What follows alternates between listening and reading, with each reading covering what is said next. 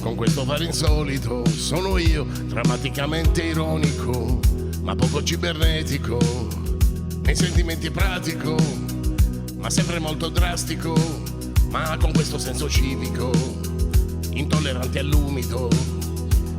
Ti immagini però, avrò diritto anche ai miei giorni, no? Sicuramente quello può capitare. E la mia debolezza non la vedi in pubblico. Trattengo i momenti sclerici che sono ormai molteplici. Vai via da questa mente debole. Vai via,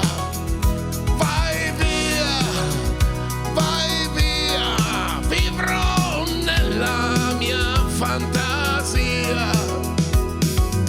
Vivrò davvero coi sogni smarriti, ne soffro ancora e li ricordo tutti, ma non coinvolgo certo mai i miei cari. Ci penseranno loro al mio domani, mi mostreranno loro il vero amore che mi arricchisce in fondo al cuore. E tu, sei tu che cerchi un complice che non raggiunge l'apice nei tuoi deliri drastici, nei tuoi consigli pratici.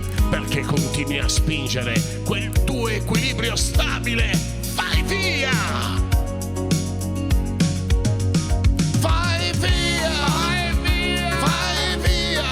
il tuo essere incerto. Vai via,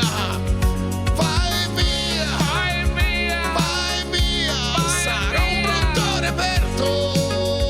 Vai via, metti in azione il tuo cervello, decidi un po', se non hai neanche un fratello. Se tu sei un uomo che hai capito e non hai finito, non hai bisogno.